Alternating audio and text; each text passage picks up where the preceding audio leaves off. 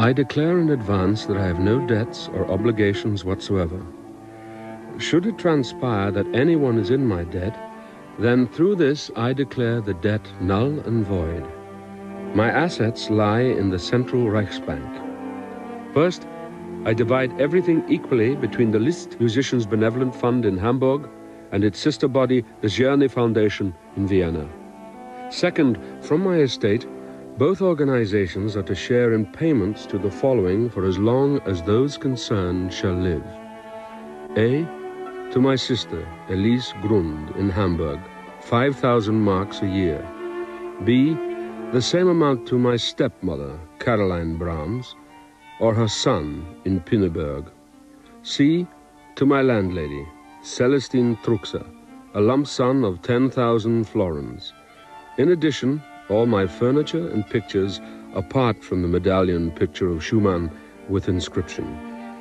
Third, my books and my music I bequeath to the Music Lovers Society in Vienna, including the manuscript of the Mozart G minor symphony, the 6 quartets by Haydn, the complete printed and written works of Scarlatti, and various manuscripts of Schubert and Beethoven.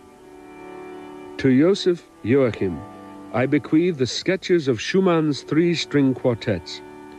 Finally, I wish that my body be cremated, just as I wish that all handwritten, unpublished material also be burned. I have missed my chance. At the time, I really felt inclined to marry.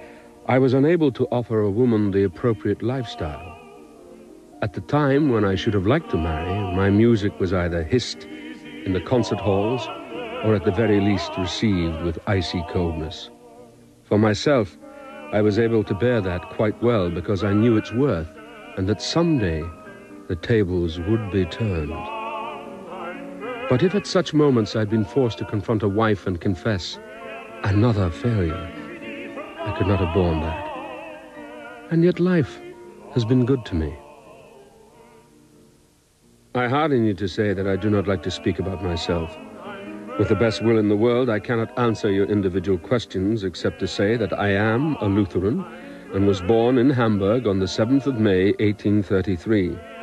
I received the title of doctor in Breslau. This title should have been previously bestowed on me in Cambridge. On such occasions, one is supposed to subject oneself in person to a formal celebration, but I preferred to be impolite, and therefore it never happened.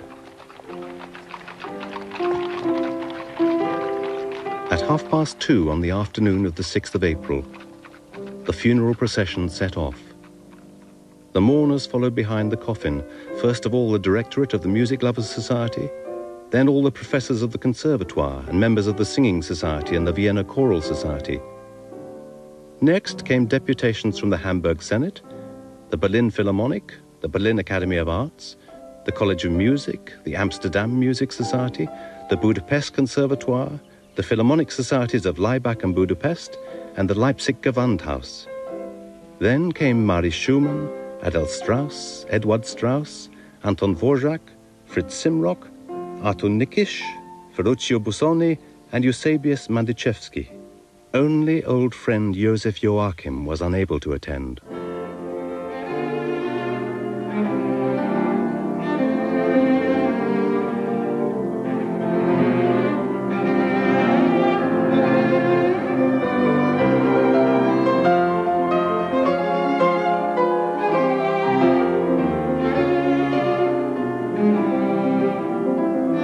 There is in every age an alliance of related minds. Those who belong to it should anchor it tight.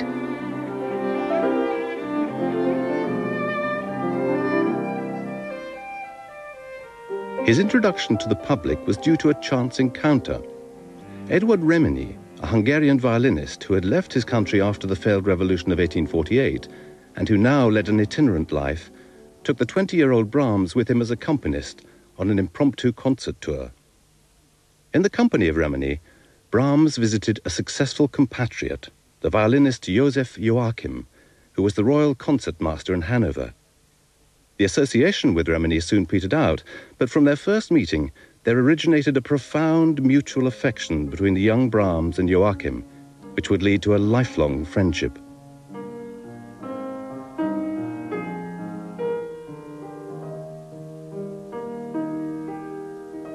Dusseldorf, 1st of October 1853. A phenomenon was brought to us this month in the shape of a 20-year-old composer from Hamburg, Brahms.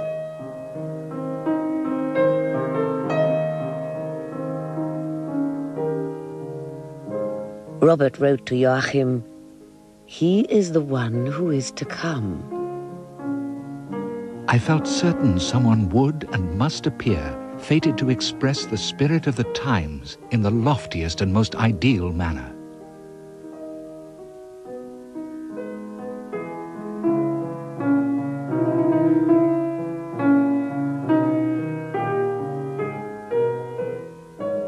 What he played for us is so masterly. It brims with exuberant imagination and intensity of feeling, and is consummate in form.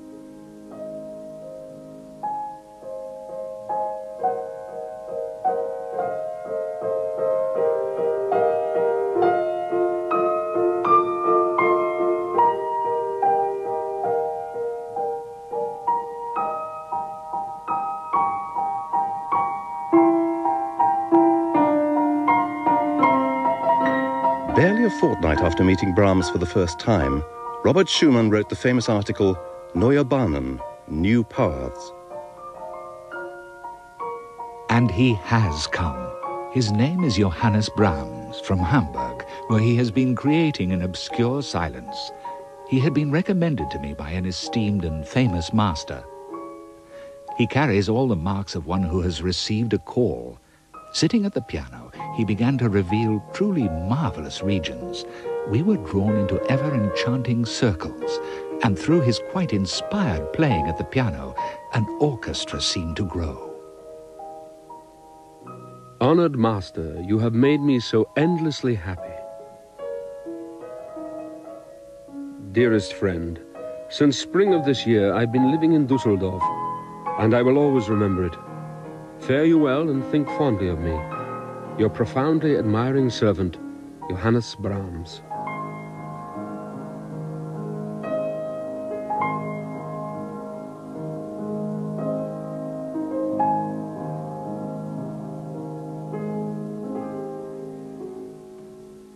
We did not think about Brahms much. He was just there.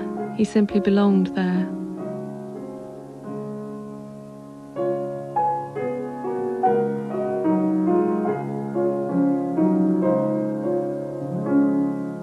Everything was in good order, but one thing we could not find, which pained me deeply: the wedding ring. I wish to explain this to you, my dear children, so there will never be any doubt as to what occurred. It was on the 26th of February, 1854, the day that I saw him for the last time in Dusseldorf, when he suddenly disappeared. In the grip of delirium, he threw himself into the River Rhine, but was fortunately rescued at once. Afterwards, I found papers which said, among other things, "Dear Clara, I cast my wedding ring into the Rhine. Do the same with yours, and then both our rings will become one." In February 1854, a disaster took place which had a traumatic effect on Brahms and which would trouble his life for several years. Robert Schumann was found to be in a state of nervous collapse, which necessitated committing him to an institution in Endenich near Bonn, where he remained right up until his death. My Clara, it is as if something dreadful were in store for me. Dr. Richards writes to me that Robert is beyond all hope. Johannes visited him for a couple of hours. It is extremely moving and pitiful.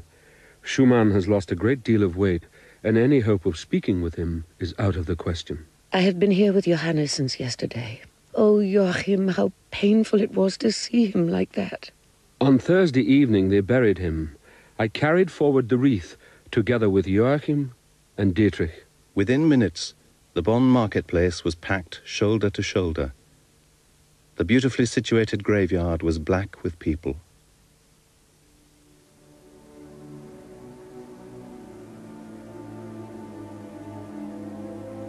Then came Johannes Brahms. Your father loved and honored him like no other, except Joachim. He came as a loyal friend to share my grief. He was my friend in the fullest sense of the word. He and Joachim were the only ones to see your dear father in his illness. It was Johannes alone who sustained me. Never forget this, my dear children.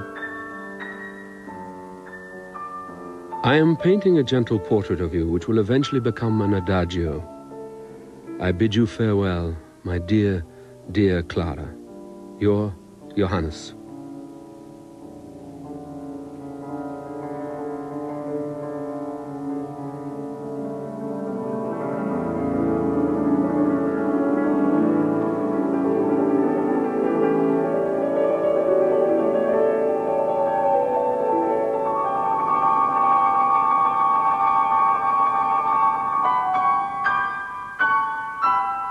My dear Johannes, I found the parting so sad. Think fondly of me, always. Your loyal Clara. My Clara, do not imagine for a moment that life has little more in store for you. That is simply not true. Passions must die, or they need to be hunted out. Precisely what happened between Clara and Johannes will probably never be known. If Brahms now forcibly repressed all tempting dreams of a liaison with Clara, it was because the artist in him would not permit it.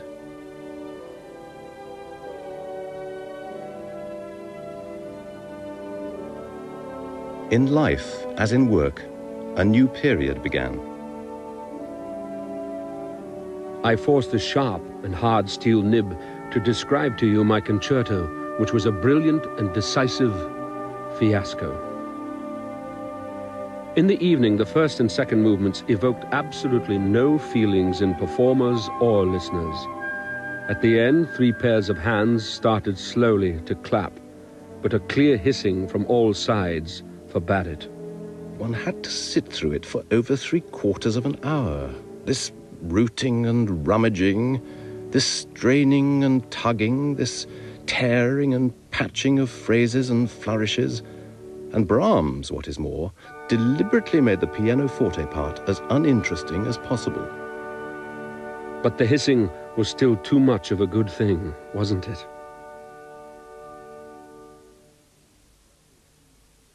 It was in the year 1858 when we were so close to one another. His friend Grimm makes Brahms aware of the fact that an engagement is expected in Agatha's circle of friends, and that he has 2 options: to declare his love or never to see Agatha again. I love you and must see you again, but I cannot carry fetters. When I received Johannes's last letter, I had only one option: to forsake him, and this I did, though with heavy heart.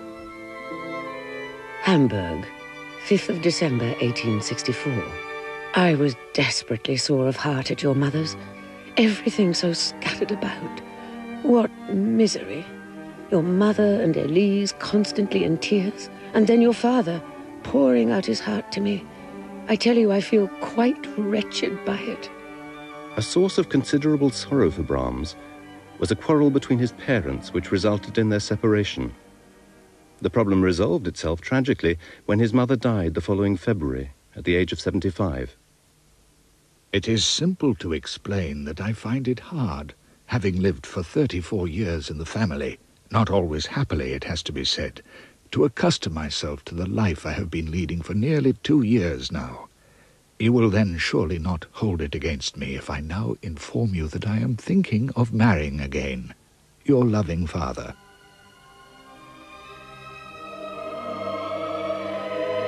Good Friday, performance of the Requiem. As well as this, Frau Joachim sang an aria from the Messiah, accompanied by her husband on the violin. It was wonderful, so beautiful, as I had never heard her sing before. A crowd of friends had come together, but curiously, Only Johannes' father had come from Hamburg.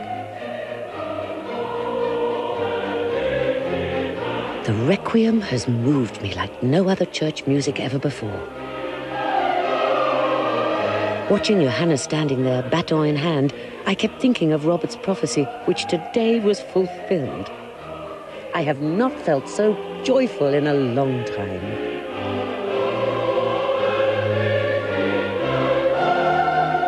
When he holds his magic over the massed resources of chorus and orchestra, we shall be shown still more wonderful glimpses into the secrets of the spirit world.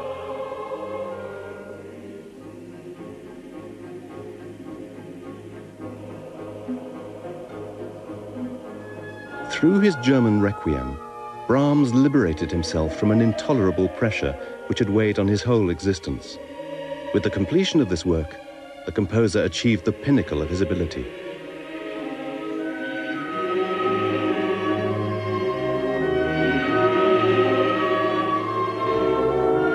The house in Lichtental, near Baden-Baden, lies open and yet hidden behind trees on a hill, a little way behind the Lichtenthaler Allee. Brahms lived there for the first time in the summer of 1865. Clara Schumann had earlier bought herself a house in the Lichtenthaler Allee. Up on the wooded mountains, Brahms indulged his passion for long, solitary morning walks, during which most of his works evolved. I do not like hearing that I wrote the Requiem for my mother.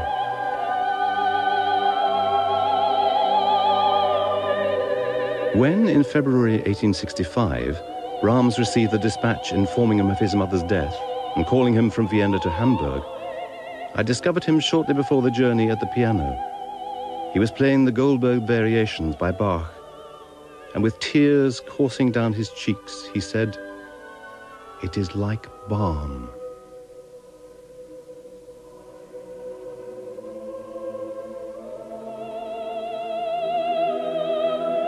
I have arranged the text myself from the Bible.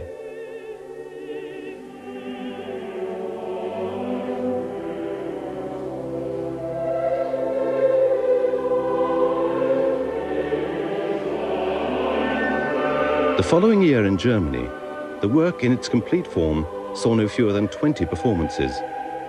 This was followed by performances in Bâle and Zurich in 1869, Vienna and London in 1871, Utrecht and Petersburg in 1872, Brünn in 1874, and Paris and Rotterdam in 1875. On Sunday, we announced Julie's engagement to our friends. Naturally, I told Johannes first of all. It appears he had no inkling and was quite shocked. Johannes is a changed man at the moment. He rarely visits and is uncommunicative even towards Julie. Did he really love her? Marie and I sat one evening in an unhappy frame of mind. The bell rang and we heard Brahms go across to our mother, and soon grave, deeply moving sounds rang out. We listened, and then we heard Brahms leave, and Mother came straight over to us in a state of great excitement. Brahms had played the Rhapsody to her.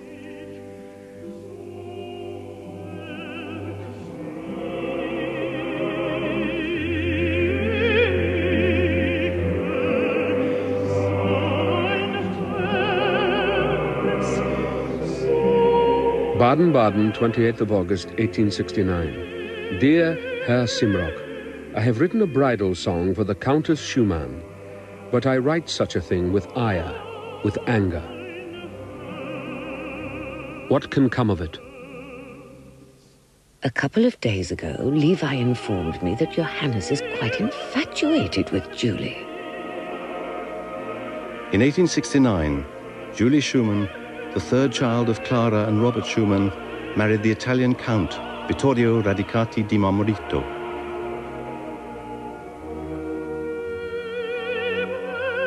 I can only feel this piece as an expression of his soul's pain.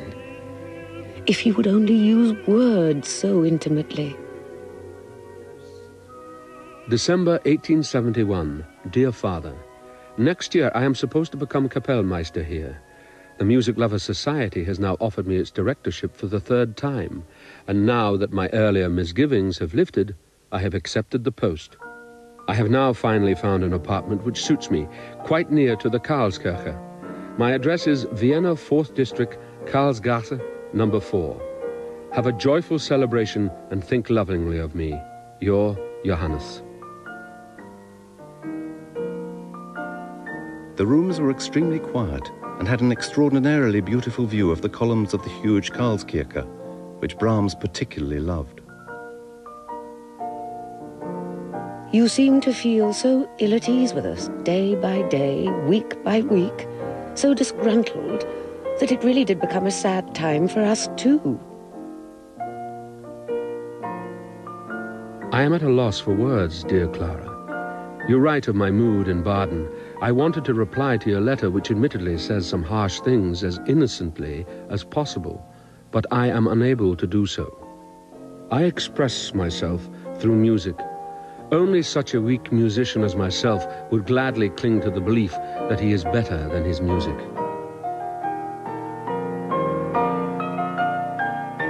How alien your notion of concert tours seem to me. You regard it purely as a means of income, whereas I feel it my duty to recreate beautiful works. There is so much truth in your letter. In fact, I must sadly confess that all of it is true. My father is only 66. It seems as if I am about to lose him very soon. His death really would be premature, as his whole life has been hard, one of constant trouble and bother. Dear Mother, your picture hangs above my writing desk, and often, when I look at it, I forget what I was thinking of. In death, Father looked so friendly, as he did so rarely in life, only in the most agreeable of moments.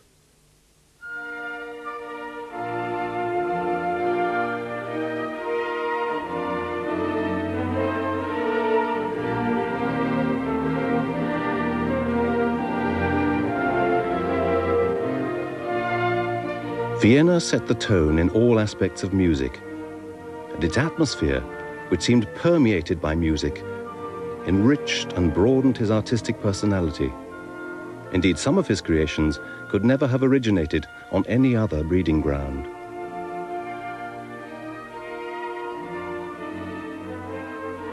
The reserved Hamburger was enchanted by the intellectual atmosphere of the city on the Danube, the unforced conviviality of the Viennese families, and the free, cheerful atmosphere that prevailed, not least the natural musicality of most of his friends, which often led to the most wonderful impromptu house concerts.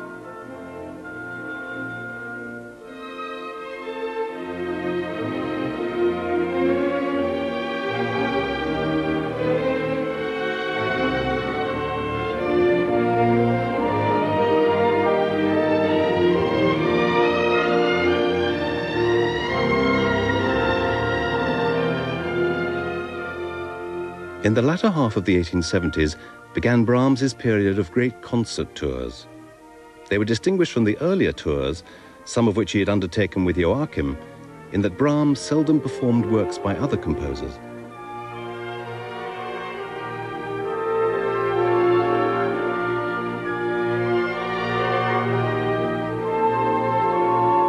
Dearest Clara, permit this profound love to also be a source of comfort to you. I love you more than myself, or any other person or thing on this earth.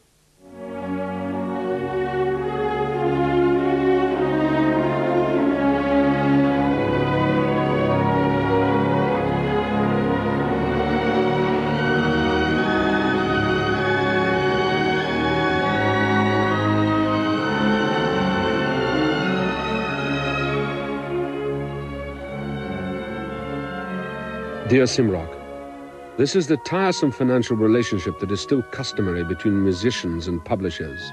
We musicians are treated like children and minors in that respect. We have not the slightest idea what will be paid or how, whether we are giving or receiving, or whether we are robbing or being robbed. With respect to you, I fear doing you an injustice. I have no idea whether you are running risks, whether you are counting on the future, and could therefore be very much mistaken.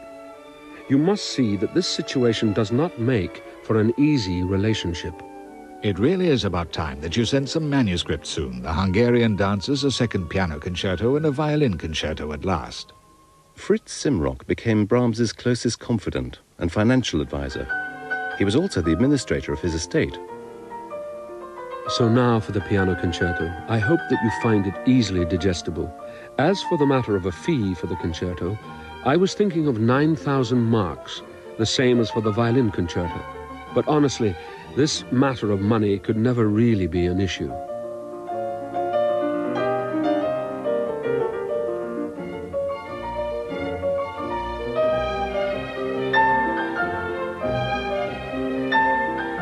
The worst is, I have grown a full beard. Prepare your wife for the most dreadful sight.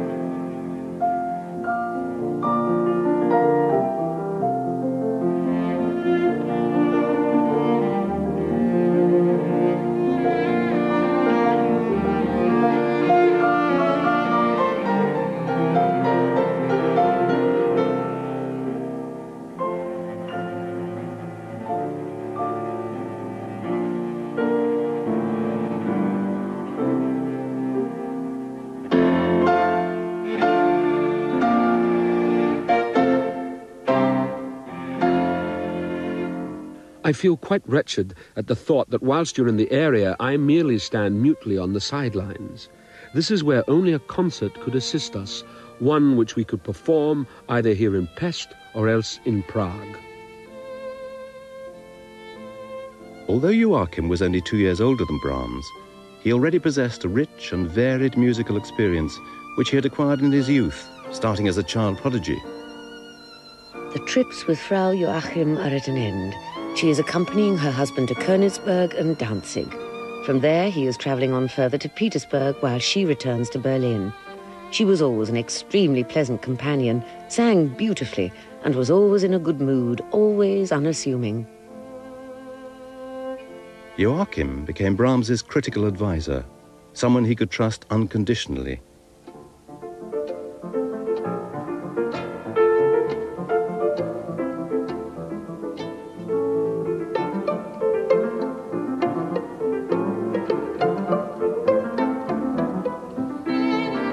All of his scores passed through Joachim's hands, and most of his chamber music works received their first performances by Joachim.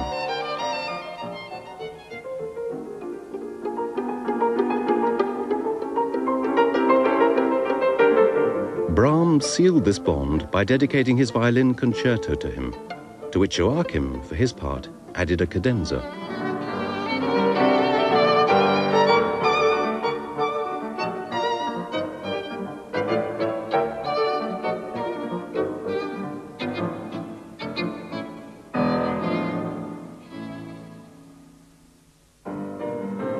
We live here now in the age of the phonograph.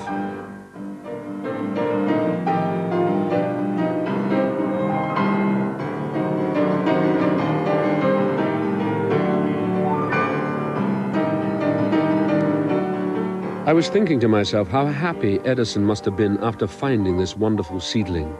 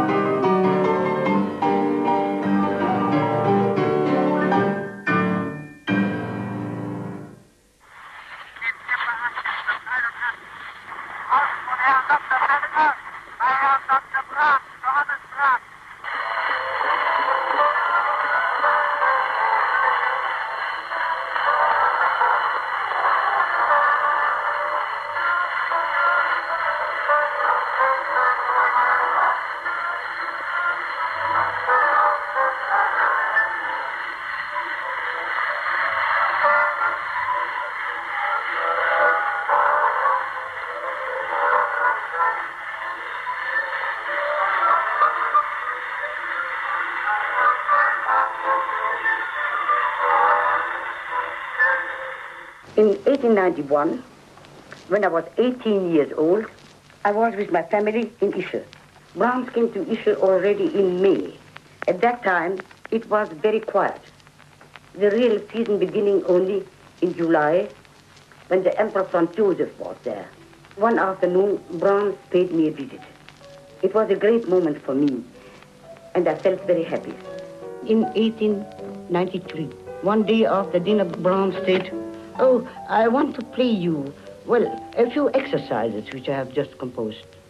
And then began to play all the Klavierstücke opus 118 and 119. He played with heart and soul, forgetting everything around him. His playing was grand and noble. It was, of course, the most wonderful thing for me to hear these pieces, as nobody yet knew anything about them.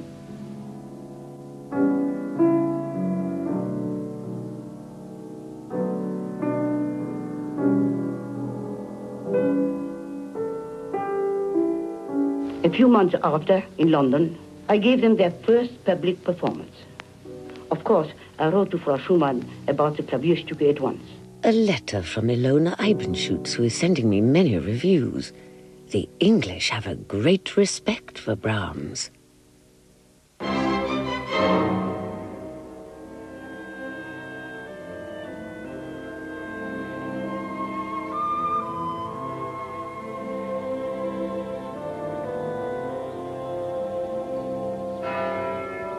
When I returned the score of his E minor symphony to him in 1885, of which no other copy existed, he bound the precious manuscript with thread, as was his custom, in order to present it unwrapped to Joachim.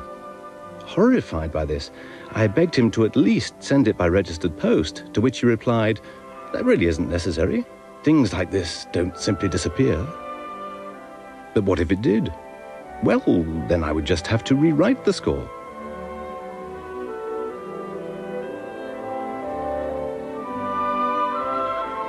In the mornings, everyone was admitted free of charge. An iron bell pull set a thundering bell in motion. The thin tin box was for letters and visiting cards. There was no inscription, no nameplate indicating who lived there. Dear Clara, it troubles me that you have financial problems whilst I'm rolling in it without realizing or gaining any pleasure from it. I can and wish to live no differently, and where my heart demands it, I can help and do good in every measure without noticing it.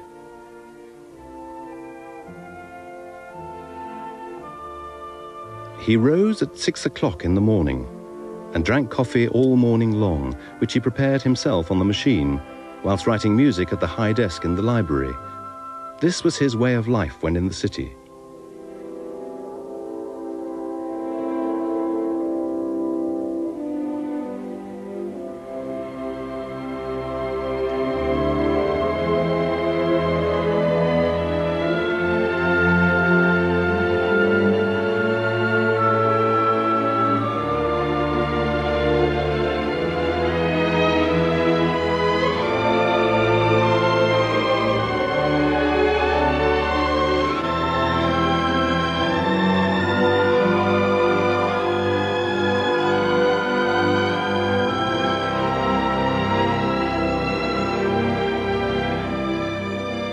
He would receive his visitors here, sitting opposite them in the cane chair.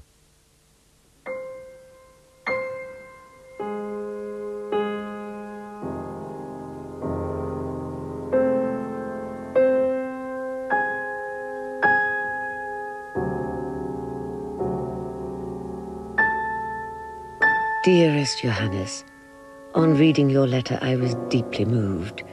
Words sound hollow in comparison with what one feels in such a moment. So let me confess to you that your offer of support comforted my heart in a way I have not felt for a long while. However, I must refuse your generous offer at the moment. Since I consider you to be such a decent person, which you are, and because I am so very fond of you, as you wish, I make a pledge to you that I will turn to you at once should the troubles become really serious. Your old, loyal Clara.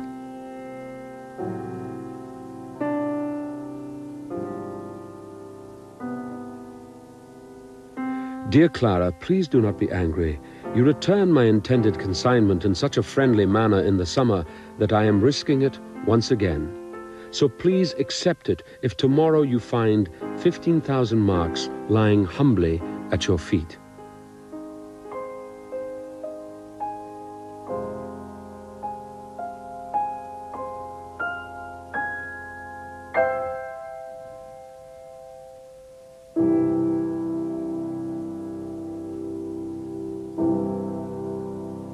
I cannot rest without having told you, my dear old friend, what a wonderfully happy hour you gave me today. And when I think of the hours when I was happiest in life, you always occupy pride of place. I have shared in a significant part of your development, as you have in mine. It is like a bond that embraces siblings. I have often mused on the nature of human happiness. Well, today, listening to your music, I was happy. Your Theodore Billroth. After Brahms's performances, Billroth loved to continue celebrating by entertaining friends to a meal at his home. He was an accomplished musician who, in his capacity as pianist, as well as violinist and violist, adored domestic chamber music above all else. Brahms valued his friends' extraordinary receptivity and sublime musicality. Eduard Hanslick was regarded as the most respected critic in Vienna. I can safely say that in my long life I have met only very few people who, in the course of the long years, have remained as loyal, honest, intelligent, and decent as our dear Hanslick.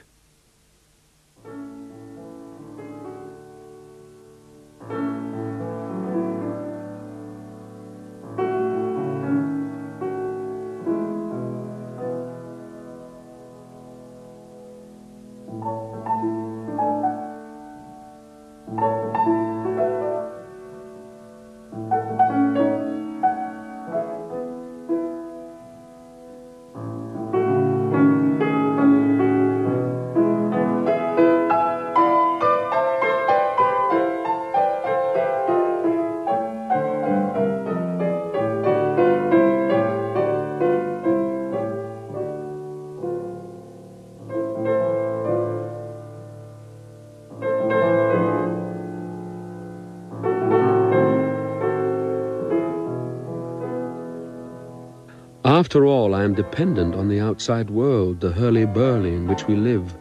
I do not add my laughter to its medley of voices, nor do I join its chorus of lies.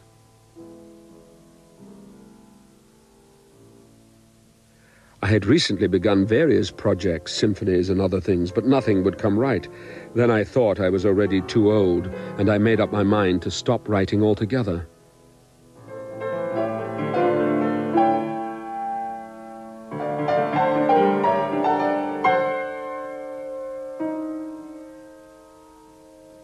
I was reflecting on how all my life I had worked diligently, had achieved enough, and had reached a carefree age, and how I could now sit back and enjoy it. And this made me so happy, so contented, that things started to work again.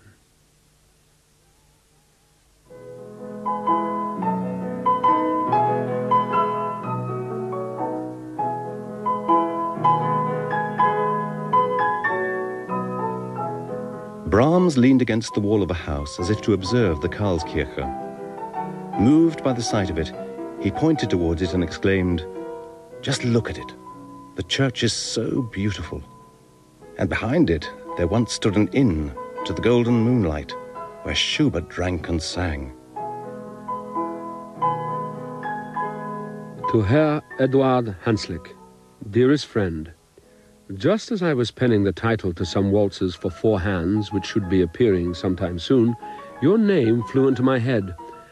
I don't know, I was thinking of Vienna and of the beautiful girls you played duets with. I was thinking of you, a keen lover of such things and a fine friend, and I thought of all manner of things.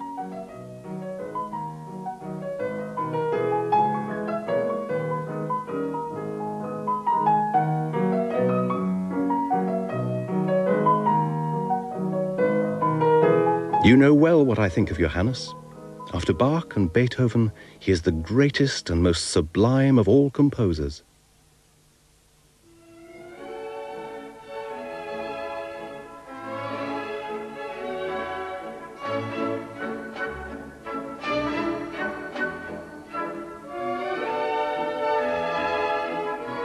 Your most humble servant, Johannes Brahms, is delighted to be permitted to come and to be able to do so.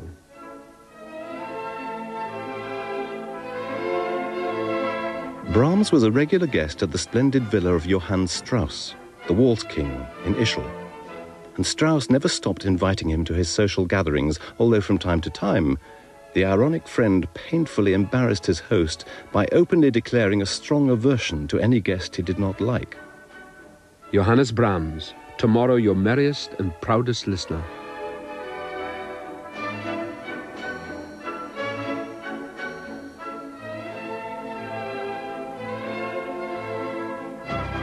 When stepdaughter Alice Strauss requested an autograph, Brahms wrote the opening bars of the famous Strauss waltz, To the Blue Danube, and added the words, "Unfortunately not by Johannes Brahms."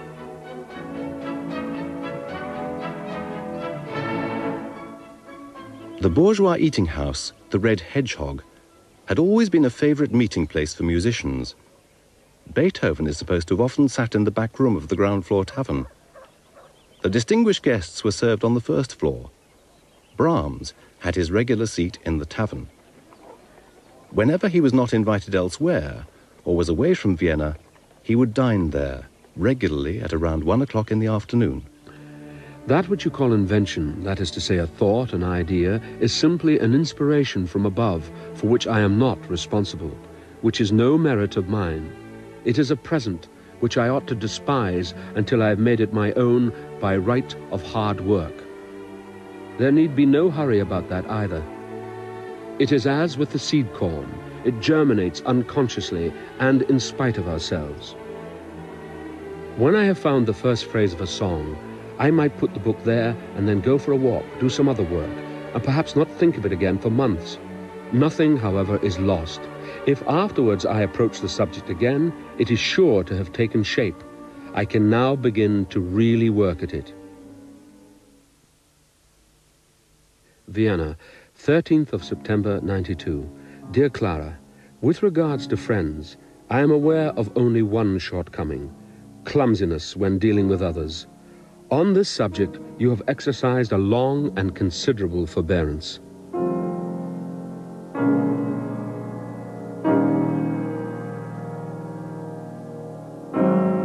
I am accustomed to solitude, and should be used to the thought of this great void.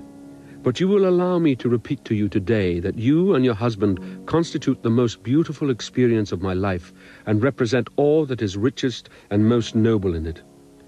I feel that through my manner and nothing else, I may have warranted the great pain of your turning away from me.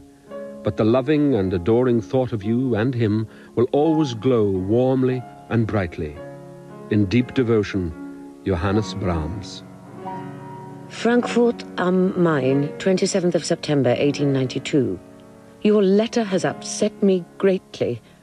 You are, of course, correct in saying that personal intercourse with you is often difficult, and yet my friendship for you has always helped to rise above your vagaries. So let us, dear Johannes, be on more friendly terms again. As ever, your loyal Clara.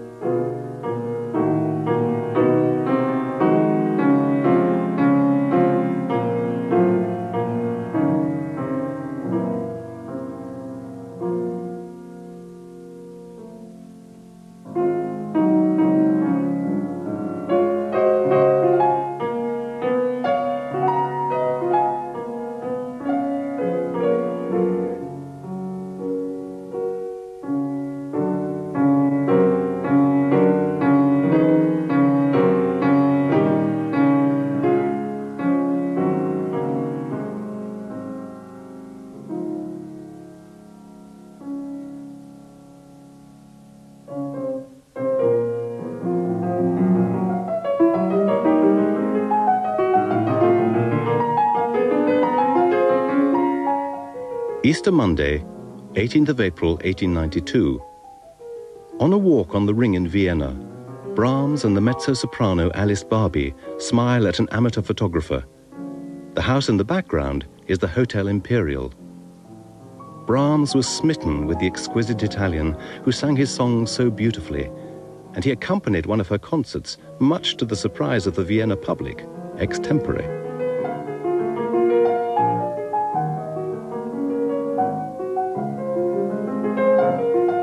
I have come a long way. I am respected by my friends and by my rivals. Even if they do not love me, they respect me, and that is the important thing. I do not ask for more.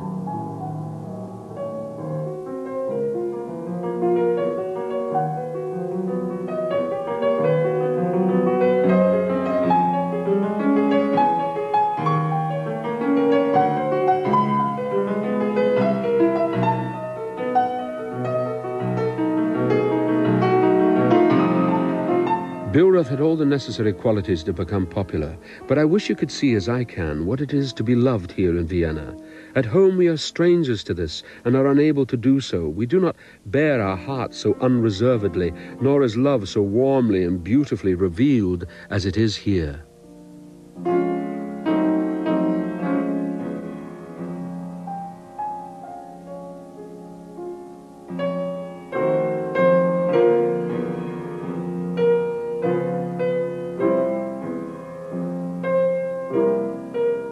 His conjugal experiences have made him unhappy, but also his relationship with Liszt. Bülow once said to me, I always have to keep as busy and excited as possible so as to keep my mind off things, for I have lived through such hard times that the very thought of them could kill me. Apart from Frau Schumann, I am attached to no one with all my heart. It really is terrible, and one should neither think nor speak of it. Is this life, then, to be so alone? We do not truly believe in immortality beyond this life. The only true immortality lies with children. On the Sundays when there were no concerts, we would go for walks.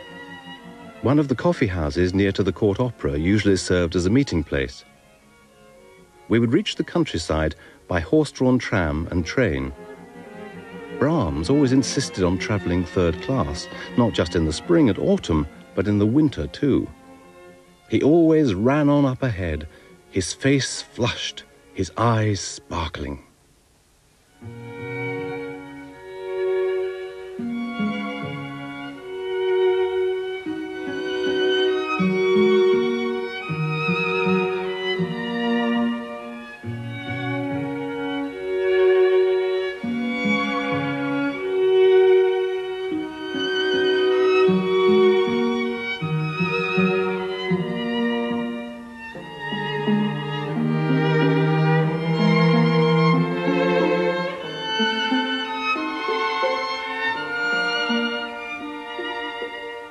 Have I never spoken to you of my beautiful principles?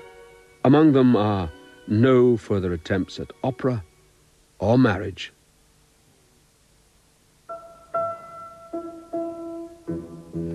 Ein kleiner, hübscher Vogel nahm den Flug zum Garten hin. Da gab es Obst. Wenn ich ein hübscher, kleiner Vogel wär, ich sagte nicht, ich täte so wie er. Ein roten Erdlist lauert an dem Ort, der arme Vogel kommt nicht mehr fort. Der rote Erdlist lauert an dem Ort,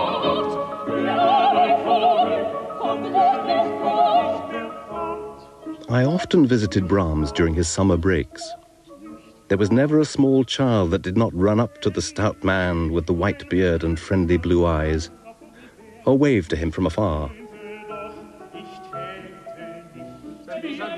You remember how in the past I failed in the very same Leipzig with the very same D minor concerto. Then they booed me down, just as now they applaud me. The composer conducted himself, with Eugen Dalbert at the piano, whose artistry Brahms held in the highest esteem.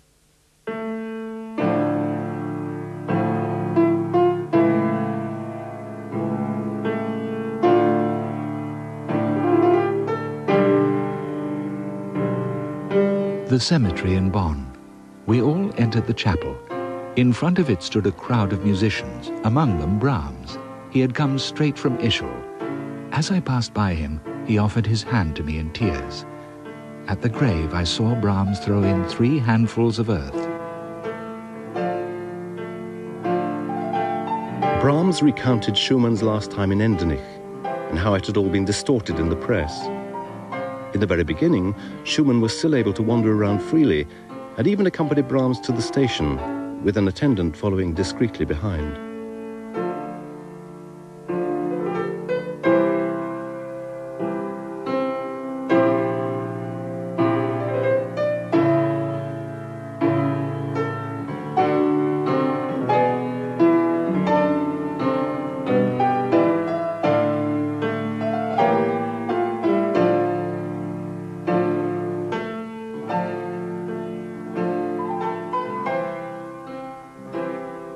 I've spent a few days in the Siebengebirge, where a large number of very good friends usually gathered for Whitsun. I felt less inclined to join them than usual. In 1896, his great friend and biographer Max Kalbeck and his wife came from Attersee to Ischl for a day to pay Brahms a visit. They asked Brahms and me to dine with them in the Hotel Post. After dinner, Brahms and I accompanied them one station in the Salzburger Bahn and walked back to Ischl. None of us dreamt that this was the last happy time we should be together. Professor Schrotter, whom I met in Vienna on the 9th of September, kept saying, "Poor fellow, poor fellow." When I told him that Brahms should have gone to the spa in Karlsbad, he replied, "There is no Karlsbad for Brahms's illness. It really does not matter where he spends his money." Yes, my dear fellow, I suffer from a slight commonplace jaundice.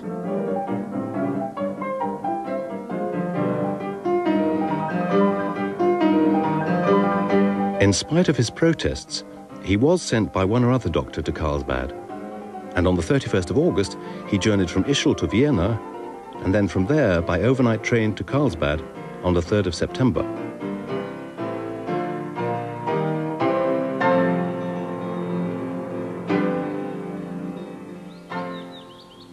I suppose they are to do with Clara.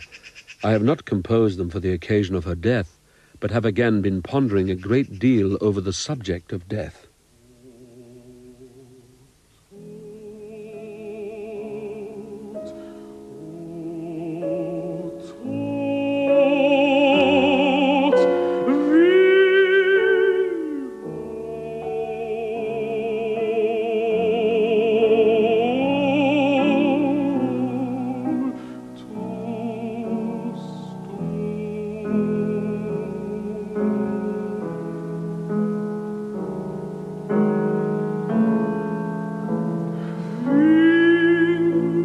My dear esteemed master, for some time I have felt the urge to write to you to express how deeply distressed my wife and I were to hear of your illness.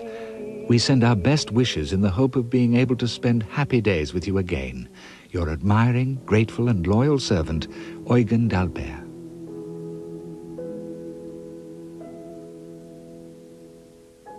On the 8th of February, my wife heard from Frau Konrad the news that Brahms has cancer of the pancreas.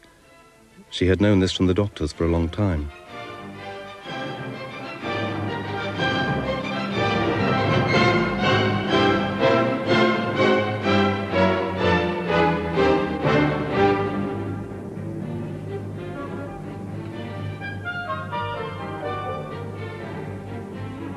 "7th of March, Brahms E minor Symphony." Brahms was at the concert in the director's box. His presence there did not go unnoticed. As his dark head appeared like a spirit, the orchestra rose from their seats to greet him. The audience and musicians, beside themselves with sorrow and enthusiasm, all gave vent to their conflicting emotions. Vienna, 24th of March, 1897. Dear Joachim, I am feeling increasingly worse. Every word, spoken or written, is a sacrifice for me. Since we last saw each other here, I have not ventured out in the evening. In fact, I have hardly taken one step. My warm-hearted greetings to everyone, from your Johannes Brahms.